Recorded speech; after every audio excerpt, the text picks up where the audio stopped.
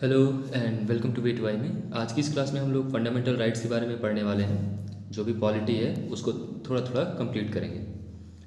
तो अगर मैं बात करूं हमारे टोटल फंडामेंटल राइट्स की, तो लगभग लगभग 6 तरह के फंडामेंटल राइट्स होते हैं। Right to equality, right to freedom, right against exploitation, right to freedom of religion, cultural and educational rights, right to constitutional remedies. ये 6 तरह के कॉन्स्टिट्यूशनल राइट्स होते हैं और इसके अंदर बहुत तरह के राइट्स होते हैं। तो राइट टू इक्वेलिटी कहाँ से कहाँ तक है? 14 to 18 है। राइट टू फ्रीडम 19 से 22 तक। राइट अगेंस्ट एक्सप्लॉयटेशन 23 से 24। Right to freedom of religion 25 से 28। कल्चरल एंड एजुकेशनल राइट्स 29 से 30 और राइट टू कॉन्स्टिट्यूशनल रेमेडीज 32। आप सोच रहे हो कि 31 कहाँ गए? तो 31 को डिलीट कर दिया गया था एक कॉन्स्टिट्यूशनल अमेंडमेंट के थ्रू। फिर इसके बाद राइट टू इक्वेलिटी की बात करते हैं। तो सबसे पहला जो राइट है हमारे इक्वेलिटी का, that is equality before law and equal protection of laws, that is article 14। ठीक है, तो आर्टिकल 14 क्या कहता है कि लॉ के सामने हर कोई बराबर है, कानून के सामने हर कोई बराबर है। फिल्मों में डायलॉग सुना होगा आपने। तो आर्टिकल 14 की ही बात हो रही होती है वहाँ पे। Prohibition of discrimination on grounds of religion, race, caste, sex और प्लेस ऑफ बर्थ, ये आर्टिकल 15 के बारे में है। तो सबसे पहले तो हमने जनरल सा एक बता दिया कि कानून के सामने हर कोई बराबर है। फिर इसके बाद एक एक स्पेसिफिक तरीके की इक्वेलिटी आप देखोगे। तो सबसे पहले discrimination on the basis of caste, sex, place of birth, religion, race, इनके बेसिस पर प्रोहिबिटेड है। ठीक है। फिर आर्टिकल 16 में अगर पब्लिक एम्प्लॉयमेंट है, सरकारी नौकरियों की बात आती है, तो वहाँ पर इक्वल अपॉर्चुनिटी सबको मिलेगी। ये आर्टिकल 16 में लिखा है। तो आर्टिकल 14 में क्या था? Equality before law. आर्टिकल 15 में प्रोहिबिशन ऑफ डिस्क्रिमिनेशन। आर्टिकल 16 में इक्वेलिटी ऑफ अपॉर्चुनिटी। आर्टिकल 17 में अबॉलिशन ऑफ अनटचेबिलिटी। ठीक है, ये तो बहुत ही फेमस है, एसएससी वगैरह में अक्सर पूछता रहता है। Abolition of titles except military and academic. Article 18 कहता है कि जितने भी मिलिट्री टाइटल्स है, जैसे कि आप अपना रैंक लगाते हो अपने नाम के आगे, तो वो अलाउड है। आपने पीएचडी कर रखी है तो आप अपने नाम के आगे डॉक्टर लगा सकते हो, वो अलाउड है। अदरवाइज किसी भी तरह का टाइटल अलाउड नहीं है लीगली। ठीक है, तो राइट टू इक्वेलिटी में क्या क्या चीज़ है? 14 से 18 तक है। 14 में इक्वेलिटी बिफोर लॉ की बात की जाती है। 15 में प्रोहिबिशन ऑफ डिस्क्रिमिनेशन की बात की जाती है। आर्टिकल 16 में इक्वेलिटी ऑफ अपॉर्चुनिटी की बात की जाती है। आर्टिकल 17 में अबॉलिशन ऑफ अनटचेबिलिटी की। और आर्टिकल 18 जो है अबॉलिशन ऑफ टाइटल्स की बात करता है। राइट टू फ्रीडम की बात करते हैं 19 से 22। तो राइट टू फ्रीडम का जो आर्टिकल 19 है उसमें 6 तरह के राइट्स हैं। Freedom of speech and expression, assembly, movement, residence, profession. एक मिनट, 1 2 3, एक कहाँ गया? अब एक जो है वो है राइट टू फॉर्म एसोसिएशंस, यानी कि कोई भी आप ग्रुप बना सकते हैं, कोई भी आप अपनी कुछ भी पार्टी वगैरह बना सकते हैं, कोई एनजीओ बना सकते हैं। ठीक है, तो वो 6 तरह के यहाँ पे आपके पास फंडामेंटल राइट्स है फ्रॉम द आर्टिकल 19। तो आर्टिकल 19 में क्या क्या चीज़ें बताई हैं? स्पीच एंड एक्सप्रेशन का आपके पास राइट है। असेंबली का आपके पास राइट है कि आप पीसफुली कहीं पर भी असेंबल हो सकते हैं बिना हथियारों के। मूवमेंट का आपके पास राइट है कि आप इंडिया के किसी भी पार्ट में मूव कर सकते हैं, घूम सकते हैं।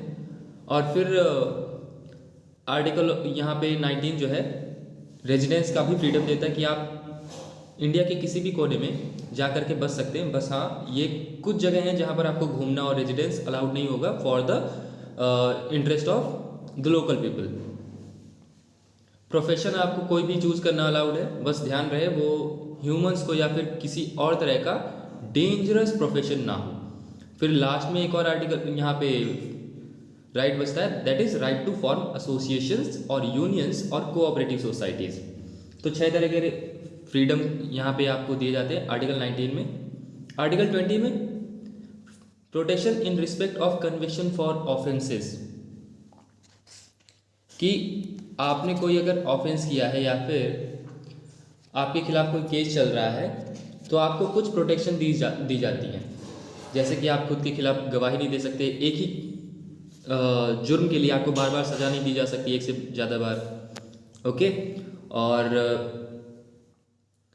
जो सज़ा है, जैसे मान लो आपने आज 100 रुपये चोरी किए, आज के टाइम पे सज़ा थी 2 दिन जेल में, लेकिन आपका केस चलते चलते परसों तक पहुंच गया, और परसों वहाँ पे कानून चेंज हो गया और उसको बढ़ाकर 5 दिन कर दिया गया, तो आपको सज़ा 2 दिन की मिलेगी, क्योंकि आपके टाइम पे जब केस रजिस्टर हुआ था तो वही सज़ा थी। ठीक है, तो रेट्रोस्पेक्टिव वाली पनिशमेंट का भी यहाँ पे प्रोविज़न है। Protection of life and personal liberty, कि आप अपनी लाइफ के लिए आपकी लाइफ का अधिकार सिर्फ आपके पास है। ठीक है। Right to elementary education 21A, ये जहाँ पे जितने भी आर्टिकल्स हैं ना जिनमें ABCD लगा हो, ध्यान देना कि वो सब बाद में एक्स्ट्रा अलग से ऐड किए गए थे। ठीक है। राइट टू एलिमेंट्री एजुकेशन यहाँ पे क्या कहता है कि 6 से 14 साल तक के बच्चों के लिए, अप टू 14 ईयर्स तक के किड्स के लिए एलिमेंट्री एजुकेशन फ्री है, वहाँ पे उनको प्रोवाइड करवाया ही जाएगा।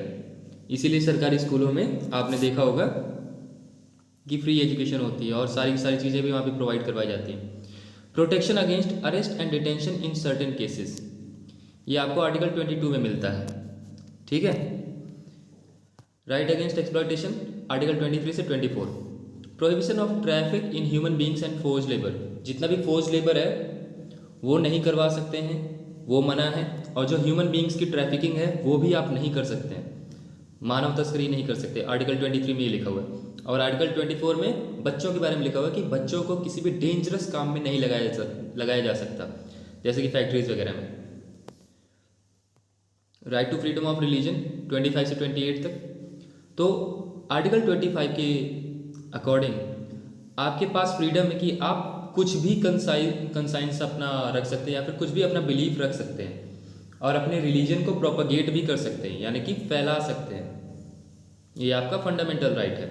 आर्टिकल 26 में freedom to manage religious affairs, आपके रिलीजन से रिलेटेड कुछ भी यहाँ पे काम, जैसे कि मान लो हिंदूज में बात कर लो तो भजन कीर्तन वगैरह, you can easily manage them. ठीक है।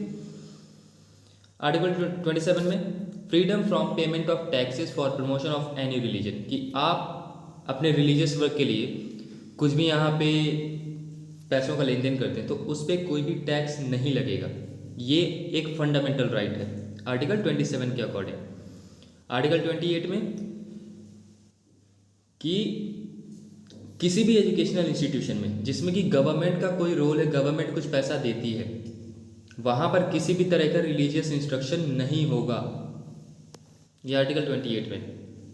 कल्चरल एंड एजुकेशनल राइट्स 29 से 30। तो आर्टिकल 29 में क्या कहते हैं कि प्रोटेक्शन ऑफ लैंग्वेज होगा, प्रोटेक्शन ऑफ स्क्रिप्ट होगा, प्रोटेक्शन ऑफ कल्चर होगा ऑफ माइनॉरिटीज़, क्योंकि जो माइनॉरिटीज़ होती हैं वो तो ऑलरेडी नंबर में कम है, उनका अगर यहाँ पे कल्चर प्रोटेक्ट नहीं किया गया तो ख़त्म हो जाएगा। तो आर्टिकल 29 में माइनॉरिटीज़ के कल्चर को बचाने की बात की गई। आर्टिकल 30 में right of minorities to establish and administer educational institutions, कि जितने भी माइनॉरिटीज़ हैं वो अपना एजुकेशनल इंस्टीट्यूशन इस्टेब्लिश कर सकती हैं और उनको चला सकती हैं। ये एक फंडामेंटल राइट है।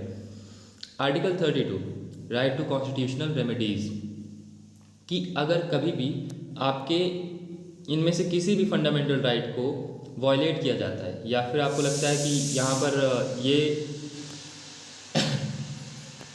ये जो फंडामेंटल राइट है वो आपका छीना जा रहा है, तो आप सुप्रीम कोर्ट जा सकते हैं, हाई कोर्ट जा सकते हैं और अपने यहाँ पे कॉन्स्टिट्यूशनल रेमेडीज़ ले सकते हैं।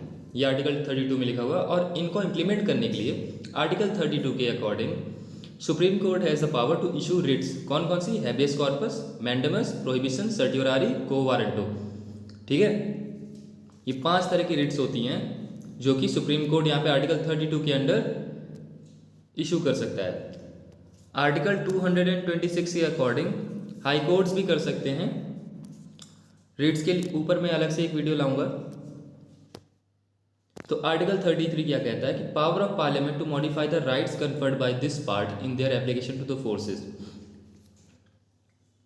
ओके, कि पार्लियामेंट के पास पावर है कि यहाँ पे इस पार्ट में कोई भी यहाँ पे मॉडिफिकेशन कर सकते हैं। आर्टिकल 34 में restriction on rights conferred by this part while martial law is in force in any area, कि अगर मार्शल लॉ कहीं पर लगा हुआ है तो वहाँ पर क्या क्या रिस्ट्रिक्शंस होंगी, ये आर्टिकल 34 में लिखा हुआ है। ठीक है। और article 35, legislation to give effect to the provisions of this part, यहाँ पर किसी भी तरह का कानून बनाया जा सकता है इन जो फंडामेंटल राइट्स हैं इनको यहाँ पे इम्प्लीमेंट करने के लिए। अब यहाँ पर हमने आर्टिकल 14 से लेकर के आर्टिकल 35 तक पढ़े कि हमारे फंडामेंटल राइट्स हैं। तो इनमें से क्या सभी के सभी सबको अवेलेबल है, आपका केवल इंसान होना काफ़ी है? तो ऐसा नहीं है। कुछ फंडामेंटल राइट्स हैं जो कि सिर्फ और सिर्फ एक्सक्लूसिवली इंडियन सिटीजन्स को ही अवेलेबल है। दैट इज आर्टिकल 15, 16, 19, 29 और 30। आर्टिकल 15 क्या कहता है? यहाँ पर प्रोहिबिशन ऑफ डिस्क्रिमिनेशन की बात करता है on grounds of religion, race, caste, sex और प्लेस ऑफ बर्थ। ओके। और क्या यहाँ पे है? आर्टिकल 16 भी सिर्फ और सिर्फ सिटीजन्स के लिए ही है। आर्टिकल 16 क्या कहता है? पब्लिक एम्प्लॉयमेंट में इक्वालिटी ऑफ अपॉर्चुनिटी की बात करता है। तो article 15 prohibition of discrimination, article 16 equality of opportunity in matters of public employment, ये किसको अवेलेबल है? सिर्फ और सिर्फ इंडियन सिटीजन्स को। आर्टिकल 15, 16 हो गया, 19 भी इंडियन सिटीजन्स को ही अवेलेबल है, जो कि है freedom of speech and expression, freedom of assembly, freedom of movement, freedom of residence, freedom of profession और फ्रीडम टू फॉर्म एसोसिएशंस। ये भी सिर्फ और सिर्फ इंडियन सिटीजन्स को ही अवेलेबल है। 29 और 30 भी इंडियन सिटीजन्स को ही अवेलेबल है। That are cultural and educational rights, protection of language, script and culture of minorities article 29 में, और आर्टिकल 30 में right of minorities to establish and administer educational institutions. ये हो गए। फिर इसके बाद बाकी ये जो आर्टिकल्स जितने भी बचे वो सब के सब सिटीजन्स को भी अलाउड है, हमारे इंडिया के सिटीजन्स को, और फॉरेनर्स को भी यहाँ पे अवेलेबल है। 14, 20, 21, 21A, 22, 23, 24, 25, 27, 28। ठीक है। मिसलेनियस फैक्ट, आर्टिकल 31 जो राइट टू प्रॉपर्टी था उसको डिलीट कर दिया गया था और वहाँ पे उसको आर्टिकल 300A में कर दिया गया था। तो पहले आर्टिकल जब 31 था तो राइट टू प्रॉपर्टी क्या था? एक फंडामेंटल राइट था, लेकिन उसको वहाँ से डिलीट करके आर्टिकल 300A में डाल दिया। तो कैसा हो गया? कॉन्स्टिट्यूशनल राइट हो गया एंड लीगल राइट हो गया। अब ध्यान दो, जब एक फंडामेंटल राइट नहीं है अब, तो सुप्रीम कोर्ट या हाई कोर्ट, सुप्रीम कोर्ट इसके लिए कोई भी रिट्स इशू नहीं कर सकती। Reservation for educational and employment purposes, यहाँ पे गवर्नमेंट ने ये प्रोविजंस बना रखे हैं। EWS कोटा 103rd अमेंडमेंट से आया था 2019 में। 1963 में सुप्रीम कोर्ट ने डिक्लेयर किया था कि कभी भी एक साल में जितने भी जॉब्स निकल रही हैं उनमें 50% से ज़्यादा अगर रिजर्वेशन होता है तो ऐसा रिजर्वेशन क्या होगा? अनकॉन्स्टिट्यूशनल होगा। लेकिन इस पर भी अभी काफ़ी डिबेट चल रही है। नेशनल अवार्ड्स 1954 में यहाँ पे बनाए जाते हैं। 1977 में डिसकंटिन्यू कर दिए गए बाय मोरारजी देसाई गवर्नमेंट, और फिर 1980 में इंदिरा गांधी की गवर्नमेंट आती है, इनको रिवाइव किया जाता है। ठीक है। तो 1954 में बनाए गए, 77 में बंद कर दिए गए, 80 में फिर से शुरू।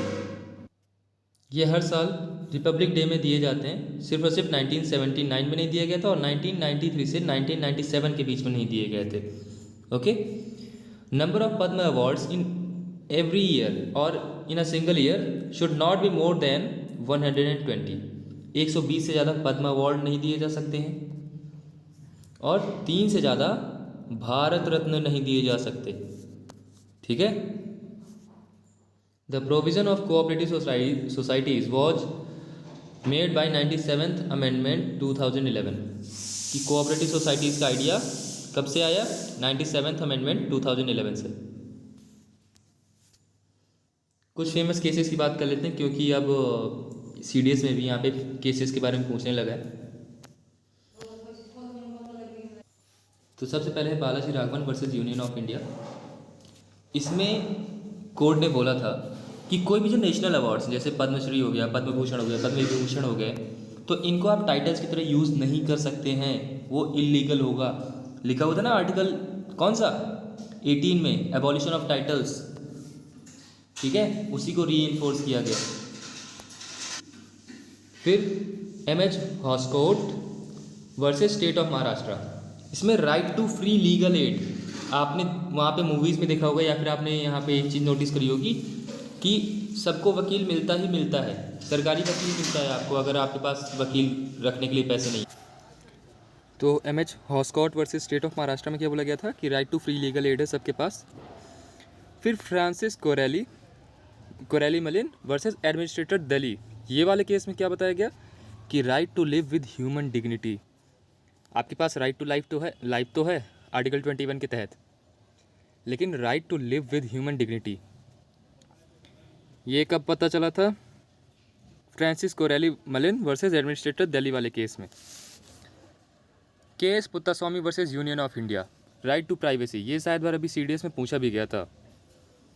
Case Puttaswamy versus Union of India, इसे कौन सा यहाँ पे वर्डिक्ट निकला था? राइट टू प्राइवेसी का, right to die with dignity या फिर passive euthanasia. Common Cause versus Union of India, Common Cause एक सोसाइटी है, ठीक है, रजिस्टर्ड सोसाइटी है, उन्होंने ये केस फाइल किया था और फिर उससे क्या चीज़ निकल के आई थी? Right to die with dignity. Kesavananda Bharati versus state of Kerala, ये तो बहुत ही फेमस है। यहाँ पर acts and regulation in 9th schedule, देखो 9th शेड्यूल को यहाँ पे फर्स्ट अमेंडमेंट के थ्रू यहाँ पे ऐड किया गया था 1951 में, जो शंकरी प्रसाद केस हुआ था। उसमें कोर्ट ने गवर्नमेंट की किसी डिसीजन को पलट दिया था कुछ अनकॉन्स्टिट्यूशनल कह के। तो गवर्नमेंट ने क्या किया कि वहाँ पे 9th शेड्यूल ऐड करी और उसके बारे में लिख दिया कि इस पर जो भी बातें हैं, जो भी चीज़ें लिखी हुई हैं, उस पर सुप्रीम कोर्ट या फिर कोई भी कोर्ट किसी भी तरह का इंटरफेरेंस नहीं कर सकती है। तो Kesavananda Bharati versus state of Kerala में क्या बात आई कि जो भी चीज़ें acts and regulation 9th schedule में हैं are open to challenge on the grounds of being violative of the basic structure of the constitution. ठीक है, कि अगर कॉन्स्टिट्यूशन को कोई भी बेसिक स्ट्रक्चर के साथ छेड़छाड़ करता है, 9th शेड्यूल में भी है वो चीज़, तब भी उसको आप चैलेंज कर सकते हैं। ऐसा नहीं कि उसको ब्लैंकेट वहाँ पे इम्यूनिटी मिली हुई है। Waman Rao versus Union of India case में एनी एक्ट और regulation in 9th schedule is valid only if they do not change और damage the basic structure of the constitution. फिर से वही बात बोल दी गई, किसमें? Waman Rao versus Union of India में। Kesavananda Bharati versus state of Kerala में भी वही बात बोली, Waman Rao versus Union of India में भी वही बात बोली। फिर IR Coelho versus state of Tamil Nadu, इसमें क्या बात बोली थी? There could not be any blanket immunity from judicial review of the laws included in 9th schedule. Okay, और यहाँ तक हो गया। तो आज के लिए इतना ही, फिर मिलते हैं, टाटा बाय बाय, जय हिंद।